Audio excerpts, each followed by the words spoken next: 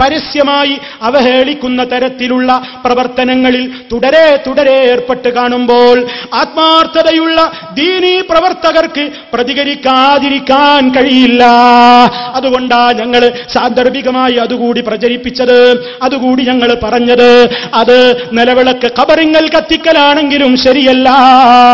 അതുകൊണ്ടാ പറയുന്നത്, ഇത് വർഗീയത പറയുകയല്ല, അതൊരു വിഭാഗത്തിന്റെ വിശ്വാസമാണ്, അവരത് ചെയ്യട്ടെ.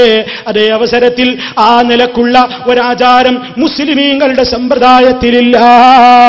ഇസ്ലാമിന്റെ സൗഹാർദ്ദം എന്ന് പറയുന്നത് ഹിന്ദു വിശന്നാലും മുസ്ലിമിന് പ്രയാസമാണ്. അയൽവാസി ഹിന്ദുവാണോ ക്രിസ്ത്യാനിയാണോ എന്ന് നോക്കിയിട്ടല്ല, ഏത് അയൽവാസിയുടെ വിശപ്പാണ്. പാവപ്പെട്ടവന്റെ വീട് ഒരു ഹിന്ദുവിന്റെ വീടാണെങ്കിലും ചോർന്നൊലിക്കുന്നത് കാണുമ്പോൾ മുസ്ലിമിന് വിഷമമാണ്. അവൻ സഹായം ചെയ്തു കൊടുക്കണം. പാവപ്പെട്ടവനായ ആരാണെങ്കിലും അയൽവാസിയാണെങ്കിലും അല്ലെങ്കിലും ഹിന്ദുവെന്നോ ക്രിസ്ത്യാനിയെന്നോ നോക്കാതെ സഹായിച്ചാൽ പ്രതിഫലമുണ്ട്. നബിതങ്ങൾ അതാണ് പഠിപ്പിച്ചിട്ടുള്ളത്. അതല്ലാതെ ഒരു സമുദായത്തിന്റെ ആചാരങ്ങളെ നമ്മളും സ്വീകരിക്കുക, നമ്മുടെ ആചാരങ്ങളെ അവരും സ്വീകരിക്കുക, ഈ നിലക്ക് മതസൗഹാർദ്ദത്തിന് പുറപ്പെട്ടാൽ ഇവിടെ സൗഹാർദ്ദമേ ഉണ്ടാവുകയുള്ളൂ, മതമുണ്ടാകില്ല. വിളക്ക് കൊളുത്തിയതിനെ ന്യായീകരിച്ചുകൊണ്ട് അതേ അഭിവാദ്യങ്ങൾ അർപ്പിക്കുന്ന സഹോദരാ, മതസൗഹാർദ്ദം എന്ന് പറയുന്നത് അവരവരുടെ വിശ്വാസങ്ങളിൽ ആചാരങ്ങളിൽ ഉറച്ചു നിന്നുകൊണ്ട് സ്നേഹത്തോടെ മുന്നോട്ട് പോകലാണ്. ഇതാണ് എനിക്ക് എന്റെ സഹോദരങ്ങളെ ഉണർത്തുന്നത്. അതുകൊണ്ട് സഹോദരങ്ങളെ, ഇസ്ലാമികമായ നിലക്കുള്ള നമ്മുടെ ഓരോരുത്തരുടെയും ബാധ്യതകൾ നാം അത് നിർവഹിക്കണം. ഇസ്ലാമാണ് ഏറ്റവും കൂടുതൽ ഇന്ന് ചർച്ച ചെയ്യപ്പെടുന്ന വിഷയം. അത് ശരിക്കും പഠിക്കുകയും വിലയിരുത്തുകയും മനസ്സിലാക്കുകയും ചെയ്തുകൊണ്ട് ഇസ്ലാമിന്റെ സുന്ദരമായ ആദർശങ്ങളിലേക്ക് ആശയങ്ങളിലേക്ക് വരാൻ വാശി വെടിഞ്ഞുകൊണ്ട് വൈരാഗ്യം വെടിഞ്ഞുകൊണ്ട് എന്റെ പ്രിയപ്പെട്ട സഹോദരന്മാരെ സഹോദരിമാരെ, നിങ്ങൾ ശ്രദ്ധിക്കണം, നിങ്ങൾ ശ്രമിക്കണം. നിങ്ങളുടെ തെറ്റിദ്ധാരണകൾ മാറ്റിവെച്ചുകൊണ്ട് ഞാൻ ഈ പറഞ്ഞ കാര്യങ്ങളുടെ വസ്തുതകളെ നിങ്ങൾ അന്വേഷിച്ചറിയണം, അത് പഠിക്കണം. ജീവിതത്തിൽ പടച്ച റബ്ബിനെ ഭയപ്പെടണം. എന്തിനാണ് നമ്മൾ ഈ പ്രസംഗിക്കുന്നത്? ആരോടെങ്കിലും വാശി തീർക്കാനാണോ?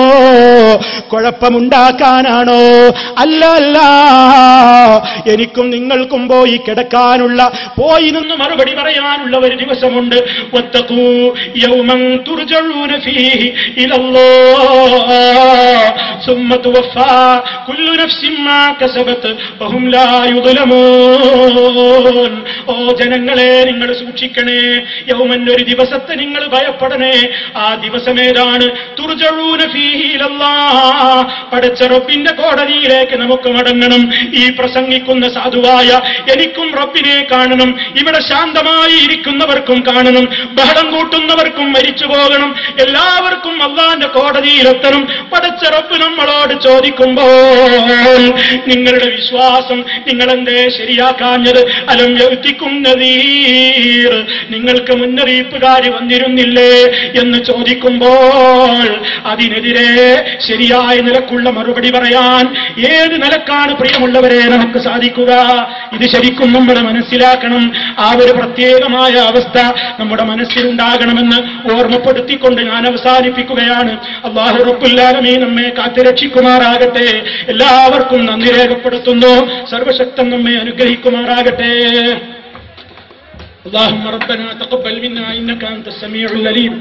اللهم إنا نجعلك في نحورهم ونعوذ بك من شرورهم. اللهم إنا